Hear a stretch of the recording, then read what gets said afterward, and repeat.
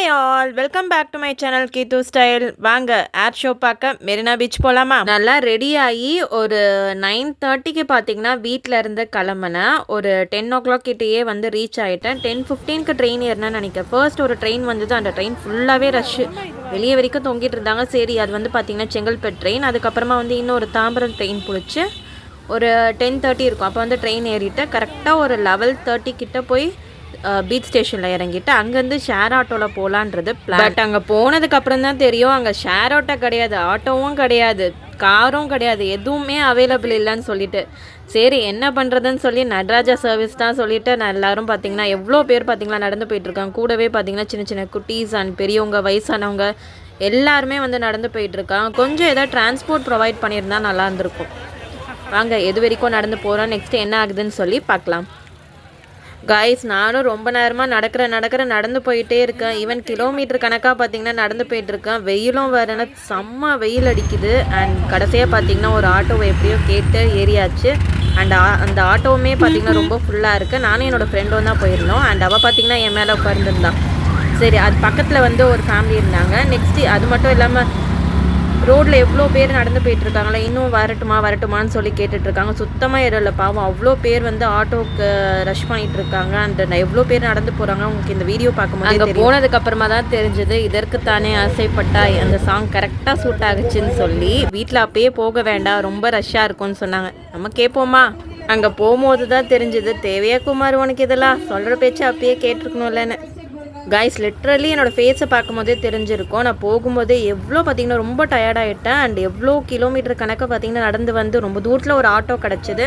And அந்த ஆட்டோக்காரங்களே பார்த்திங்கன்னா ஒருத்தருக்கு 50 rupees கிட்ட சார்ஜ் பண்ணுறாங்க. அண்ட் அவங்க ஃபுல்லாலாம் எடுத்துகிட்டு போய் ட்ராப் பண்ண போகிறதில்ல, கொஞ்சம் தூரத்துலேயே பார்த்திங்கன்னா பாதிலேயே ட்ராப் பண்ணி விட்டுருவாங்க. நெக்ஸ்ட்டு நம்ம தான் நடக்கிற மாதிரி இருக்கும். இங்கே பாருங்கள் எவ்வளோ பேர் வந்து நடந்து போயிட்டுருக்காங்கன்னு சொல்லி. கொஞ்சம் டிரான்ஸ்போர்ட் போகிறதுக்கு ஏதாவது ஒரு சைடு அவங்க கொடுத்துருந்தா நல்லா இருந்திருக்கும். இதர் ஆட்டோஸும் கிடையாது, 2 wheelers கார்ஸ் இது எல்லாத்துக்குமே பார்த்திங்கன்னா வேறு வே கொடுத்துருக்காங்க போல். அண்டு ஸ்டேஷன்லேருந்து போகிறவங்களுக்கு எல்லாருக்குமே ரொம்ப கஷ்டமாக இருந்தது. இங்கே பாருங்களேன் எவ்வளோ பேர் நடந்து வந்துட்டுருக்காங்கன்னு சொல்லிட்டு. சரி, நாங்களும் ஆட்டோ விட்டு இறங்கினதுக்கப்புறமா அவ்வளோதான் பீச் வந்துடுச்சு போலன்னு சொல்லிட்டு சரி கொஞ்சம் தூரம் தான் நடக்கலாம்னு சொல்லி நடந்துருந்தான். அது பார்த்திங்கன்னா இன்னும் நல்லா கிலோமீட்டர் கணக்கில் நடக்க வச்சுட்டாங்க. ரொம்ப தூரமாக பார்த்து நடந்து போயிட்டே இருக்கும். அண்ட் யூனிவர்சிட்டி ஆஃப் மெட்ராஸ் இதெல்லாம் தாண்டியே பார்த்திங்கன்னா ரொம்ப தூரம் நடந்து போயிட்டே இருக்கும். ரொம்ப டயர்டாகிடுச்சு கைஸ், லிட்ரலி அவ்வளோ கூட்டம், ரஷ்ஷு, சுத்தமாக நிற்கக்கூட இடம் கிடையாது. அண்ட் போகும்போது கூட அந்த அளவுக்கு தெரியல, வரும்போது என்ன நடந்ததுன்னு எக்ஸ்பெக்டே பண்ண முடியாது. ஒரு வழியாக பார்த்திங்கன்னா பீச் அந்த சைடு வந்து ரீச் ஆயாச்சு. இப்போ தான் பார்த்திங்கன்னா இந்த சைட் ஃபுல்லாக நிறைய கடை இருக்குது. ஸோ இங்கே போகிற வழியில் ஒரு ஜூஸ் மட்டும் வாங்கி குடிச்சாச்சு. அண்ட் தண்ணி பார்த்திங்கன்னா என் ஃப்ரெண்டு எடுத்துகிட்டு வந்திருந்தா. சரி அது பத்தாவது சொல்லிவிட்டு ரொம்ப டயர்டாகிடுச்சுல நடந்து சரி ஜூஸ் மட்டும் குடிச்சிட்டு உள்ளே போயிட்டோம். உள்ளே போனதுக்கப்புறம் சுத்தமாக நிற்க முடியல கைஸ், செம்ம வெயில். அண்ட் நாங்கள் பீச்சை வந்து ரீச் ஆனதே பார்த்திங்கன்னா ஒரு 12 o'clock ஆகிட்டுருக்கோன்னு நினைக்கிறேன். அண்ட் அங்கே ஆட்டோக்காரங்க சொன்னாங்க 12 o'clock அந்த போல் தான் ஷோ ஆரம்பிக்குது. பட் வீட்டுக்கு வந்து தான் தெரியும் 11 o'clock ஸ்டார்ட் ஆகிடுச்சுன்னு சொல்லிட்டு. கைஸ், சுத்தமாக நடக்க முடியல. நானும் நடந்து போயிட்டே இருக்கேன். சரி கொஞ்சம் எப்படியாச்சும் முன்னாடி போயிடலான்னு சொல்லி நடந்து போயிட்டுருக்கோம். அண்ட் இதுக்கப்புறம் தான் தெரியும் நாங்கள் வந்தது பார்த்திங்கன்னா கரெக்டான பிளேஸ் கிடையாதுன்னு சொல்லிட்டு போகும்போது தான் தெரியும். அண்ட் இந்த சைடு பார்த்திங்கன்னா அந்தளவுக்கு நம்ம எக்ஸ்பெக்ட் பண்ண அளவுக்கு பார்க்க முடியல. பட் எல்லா ஷோவுமே பார்த்திங்கன்னா ரொம்ப இந்த பக்கம் ரைட் சைடில் வந்து நடந்துகிட்டு இருந்திருக்கு. நாங்கள் வந்து ரொம்ப தூரத்தில் லெஃப்ட் சைடில் இருந்திருக்கோம். ஸோ அங்கே தான் பார்த்திங்கன்னா நிறைய ஷோஸ் எல்லாமே நடந்துகிட்டு இருந்திருக்கு. இந்த சைட் தெரியுது, பட் அந்த அளவுக்கு கிளியராக தெரியுதானா கிடையாது. பட் முக்கால்வாசி ஷோ ஃபுல்லாகவே பார்த்திங்கன்னா ரைட் சைடு அந்த பக்கமாக தான் நடந்துட்டு இருந்திருக்கு. அண்ட் யாரெல்லாம் இந்த ஷோக்கு வரலான்னு சொல்லி ஃபீல் பண்ணிட்டு இருக்கீங்களோ அவங்க ஜஸ்ட் ஃபீலே பண்ணிடாதீங்க. பிகாஸ் வந்திருந்தால் ரொம்ப கஷ்டப்பட்டுருப்பீங்க. வரலன்னு சொல்லி ஹாப்பியாக ஃபீல் பண்ணுங்கள். பிகாஸ் அந்த அளவுக்கு இல்லை, நீங்கள் போயிருந்தா அவ்வளோதான். சரி வந்தாச்சுல, எப்படியோ கஷ்டப்பட்டு நடந்து போயிட்டுருக்கோம். போகிற வழியில் பார்த்திங்கன்னா ஒரு ஷாப் இருந்தது. சரி அங்கே மசாலா பூரியாவது வாங்கி சாப்பிட்டுட்டு போகலாம். ரொம்ப டயர்டாக இருந்துச்சு, காலைல சாப்பிட்டதோட அவ்வளோதான். சரி இங்கே பார்த்திங்கன்னா மசாலா பூரி வாங்கி சாப்பிட்டுட்டு இருந்தோம். அண்ட் அப்போ பார்த்திங்கன்னா ஒரு ஷோ நடந்தது, ஒரு ஜெட் சம்திங் அந்த இடத்துல போயிட்டு இருந்தது.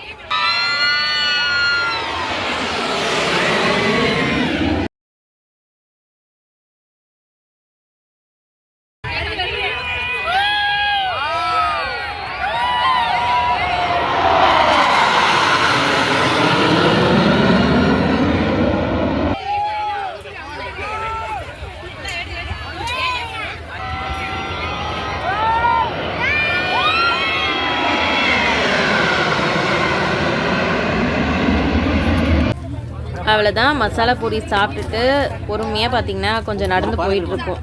அண்ட் போகும்போது அந்தளவுக்கு எந்த ஷோஸும் நடக்கலை. சரி முன்னாடி போக போக பார்த்தீங்கன்னா இன்னும் கொஞ்சம் ஸ்டார்ட் ஆகிடுச்சு. என்னென்னலாம் நடக்குதுன்னு சொல்லி பார்க்கலாம்.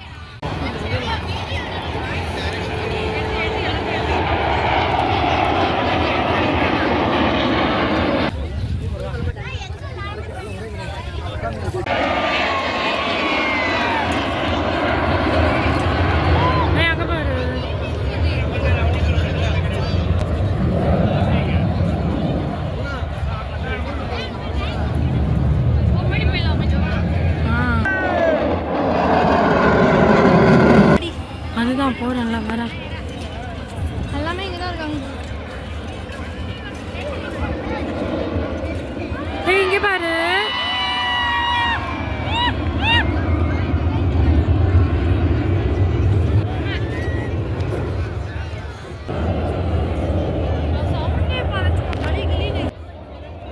அவ்வளோதான் கைஸ், இதுக்கு மேலே சுத்தமாக நிற்க முடியல. சரி கீழே உட்காரலாமான்னு சொல்லி உட்காந்தா அவ்வளோதான், காலே விற்க முடியல. செம்ம ஹீட்டு.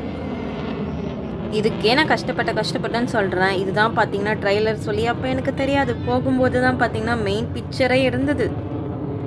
அண்ட் கொஞ்ச நேரத்துலேயே பார்த்தீங்கன்னா எங்கள் கிட்டே இருந்த தண்ணியும் காலியாகிடுச்சு. சுற்றி முற்றி பார்த்தா கடைகளில் பார்த்தீங்கன்னா தண்ணியும் கிடையாது. அண்ட் ஐஸ்கிரீம் கடை இருந்ததுன்னு ஐஸ்கிரீம் கேட்டால் ஐஸ்கிரீமும் கிடையாது, ஜூஸும் கிடையாது, எந்த ஐட்டமுமே பார்த்திங்கன்னா கிடையாது. எது கேட்டாலும் இல்லை, எல்லாமே பார்த்திங்கன்னா காலி ஆகிட்டு இருக்குது. நடக்க முடியாமல் நடந்து வந்துட்டு இருந்தேன் கைஸ். நான் ஒரு 12:40 என் ஃப்ரெண்டு கூப்பிட்டு இருக்க போகலான்னு. இல்லை வெயிட் பண்ணலான்னு சொல்லிட்டு இருந்தா. சரி கஷ்டப்பட்டு நின்றுட்டு இருந்தேன்.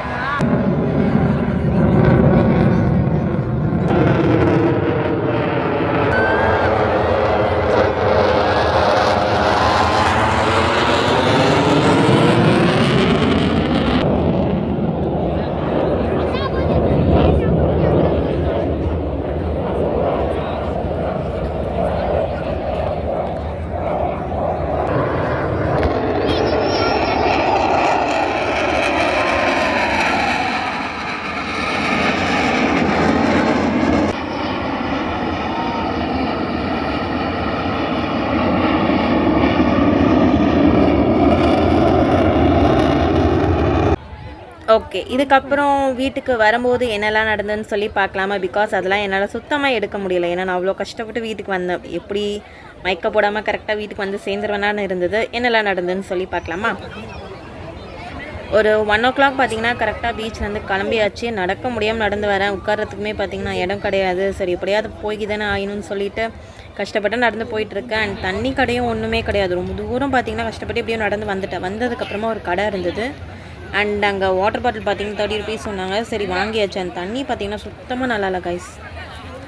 அதுக்கப்புறம் என்ன பண்ணுறது, வேறு வழி இல்லை. சரி வாங்கி குடிச்சாச்சு. அண்ட் அதுக்கப்புறமா வந்து போகிற வழியில் ஒரு ஜூஸ் கடை இருந்தது. ஃபர்ஸ்ட் ஆஃப் ஆல் அந்த இடத்துல ஒரு சுகர் கேன் ஜூஸ் வந்து வாங்கி குடித்தோம். அண்ட் அந்த ஜூஸ் கடையில் பார்த்திங்கன்னா அந்த தண்ணி அந்த கிளாஸஸ் கழுவும் போது கொஞ்சம் வெளியே வச்சு அந்த தண்ணியை கழுவிருந்தால் நல்லா இருந்திருக்கும். ஏன்னா ஒரு பக்கெட் வச்சுருக்காங்க, அதுக்குள்ளேயே எல்லோரும் குடிச்சிட்டு அந்த கிளாஸ் எல்லாத்தையும் ஒரே பக்கெட்லேயே கழுவிட்டு இருந்தாங்க. ஒரு நீட்டே இல்லாத மாதிரி குடிக்கவே அந்தளவுக்கு தோணவே இல்லை.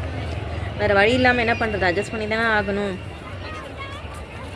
நிறைய பேர் தண்ணி இல்லாமல், குடிக்கிறதுக்கு சுத்தமாக எதுவுமே இல்லாமல், சாப்பிட இல்லாமல் சில்லுன்னு சத்தியமாக அந்த வெயிலில் ரொம்ப சுத்தமாக நிற்கவே முடியாது. அவ்வளோ வெயில் அடிக்குது.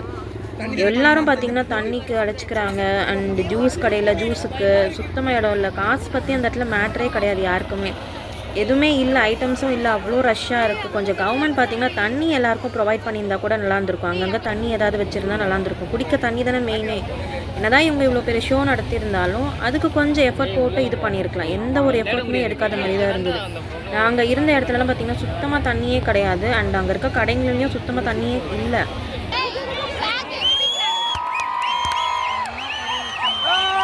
அண்ட் கவர்மெண்ட் பார்த்திங்கன்னா முன்னாடியே தெரியும் நிறைய பேர் வருவாங்கன்னு சொல்லிட்டு. ஸோ அதுக்கேற்ற மாதிரி கொஞ்சம் ஃபெசிலிட்டிஸ் கொடுத்துருந்தா நல்லா இருந்திருக்கும். ஏன்னா போகும்போது ரொம்ப கஷ்டப்பட்டோம். சுத்தமாக நகரவே இல்லை, அவ்வளோ கூட்டம் இருந்தது. கூட்டத்தில் பார்த்திங்கன்னா ரியலி ஸ்டாக். நிறைய பேர் பார்த்திங்கன்னா மயக்க போட்டே விழுந்துட்டாங்க. அந்த ஆக்சிஜன் கூட போகாது, அவ்வளோ ரஷ். இப்படியும் திரும்ப முடியாது, அப்படியும் திரும்ப முடியாது. நீங்கள் போய் ஸ்டக்காக நீங்கள் அவ்வளோதான், கூட்டத்தோட கூட்டமாக நகர்ந்து போகணும். நானே கஷ்டப்பட்டு ஐயோ மயக்க போட்டக்கூடாது. அதை விட ஒரு கொடுமை என்னென்னா, நானே என் ஃப்ரெண்டும் நடந்து வந்துட்டு இருந்தோம். கூட்டத்தில் என்ன ஆச்சுன்னா, நான் ஒரு பக்கம் போயிட்டுருக்கேன், அவன் ஒரு பக்கத்தில் போயிட்டுருக்கான். பின்னாடி வந்ததுக்கப்புறம் தான் தெரியும் அவளை காணுன்றது. அந்த இடத்துல பார்த்திங்கன்னா ஃபோனில் நெட்வொர்க் சிக்னல் சுத்தமாக கிடையாது. அந்த ஏரியாவில் பார்த்திங்கன்னா ஒரு ட்ராப் கூட நெட்வொர்க் இல்லை. யாருக்குமே காலும் போக மாட்டுது. அது என்ன சொல்கிறது, அது தெரிஞ்சுதான் அப்படி நடந்ததா இல்லைனா யாரோட ஃபோன்லேயும் பார்த்திங்கன்னா சுத்தமாக நெட்வொர்க்கே கிடையாது. யாருக்கும் யாராலையும் காண்டாக்டே பண்ண முடியாத மாதிரி இருந்தது.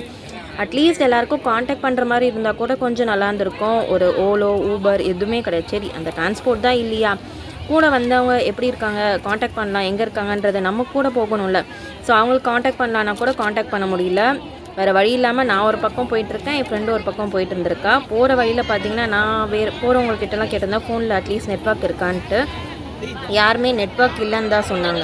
அண்ட் நான் ஒருத்தவங்கிட்ட கேட்டால், ஏம்மா நானே என் ஃபேமிலியை காணுமா, எங்கள் ஹஸ்பண்டை காணும், என் குழந்தைங்களை காணுன்னு இருக்கேன்றாங்க. என்னன்றது எனக்கு புரியல. அது சுத்தமாக நெட்வொர்க் எல்லாருக்குமே வேணும்ல, அவ்வளோ கூட்டம் இருக்குது. நெட்வொர்க் பார்த்திங்கன்னா சுத்தமாக இல்லை. நெட்வொர்க் மட்டும் இருந்திருந்தாவது கொஞ்சம் நல்லாயிருந்திருக்கும். அட்லீஸ்ட் டிரான்ஸ்போர்ட் இல்லைனா கூட நம்ம கூட வந்தவங்கள எங்கே இருக்காங்க எப்படின்னு தெரிஞ்சுக்கிறதுக்கு அவங்க கூட போகிறதுக்காவது யூஸ்ஃபுல்லாக இருந்திருக்கும். ஆனால் சுத்தமாக நெட்வொர்க் இல்லை. அதுக்கப்புறம் பார்த்தா தான் தெரியும். நானும் ரொம்ப தூரமாக நடந்து போயிட்டேன். நான் பார்த்திங்கன்னா என்னாச்சுன்னா, நான் ஒரு கூட்டமாக நடந்து போயிட்டுருக்கேன், என் ஃப்ரெண்டு ஒரு கூட்டமாக நடந்து போயிட்டுருக்கான். நான் போன கூட்டம் என்ன ஆகியிருக்குன்னா, அவங்க சென்ட்ரல், அதாவது மெட்ரோவுக்கு போயிட்டு இருந்திருக்காங்க. அவள் போன கூட்டம் வந்து பார்த்திங்கன்னா லோக்கல் ட்ரெயினுக்கு போயிட்டு இருந்திருக்காங்க. நான் வந்து பார்த்திங்கன்னா லோக்கல் ட்ரெயின் தாம்பரம் போகிற ட்ரெயினில் போகணும். சரி, என்ன ஆச்சுன்னா, நான் போகிறேன் அந்த சைடில் இருந்த ஆட்டோ டிரைவர்கிட்ட கேட்டேன், தாம்பரம் போகுமான்னா போகும்னு சொன்னாங்க. சரி, நான் என்ன பண்ணுறது தெரியாமல் சரி அவங்க கூடவே அந்த எல்லா கூட்டமாக போயிட்டு இருந்தேன். பார்த்தா அப்புறம் தான் தெரிஞ்சது, என் ஃப்ரெண்டு கால் பண்ணுறா. கொஞ்சம் நேரத்தில் பார்த்திங்கன்னா டவர் கிடச்சிருச்சு. நான் இந்த மாதிரி ஸ்டேஷனுக்கு வந்துடுடி, நான் இங்கே தாண்டி வெயிட் பண்ணுறேன்னு சொல்கிறேன். அவனுக்கு என்ன ஆச்சுன்னா, அவள் ஆட்டோ பிடிச்சி போயிட்டுருக்கான். நான் போகிற சைடு வந்து ஆட்டோ சுத்தமாக கிடையாது. எந்த ஆட்டோ டிரைவர் கூப்பிட்டாலுமே இல்லை, ஆட்டோ வராதுன்னு சொல்லிட்டு இருந்தாங்க. அண்ட் என்ன ஆச்சு, சரி நடப்பாத நிறைய கிலோமீட்டர் நடந்தாச்சு. நடந்து கரெக்டாக மெட்ரோவுக்கு முன்னாடி பார்த்திங்கன்னா பஸ் ஸ்டாண்ட் இருந்துச்சு.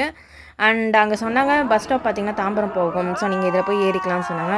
என்னோடய லக்கா என்னன்னே தெரியல, கரெக்டாக சிக்னலில் பார்த்திங்கன்னா ஒரு 21G இருந்தது.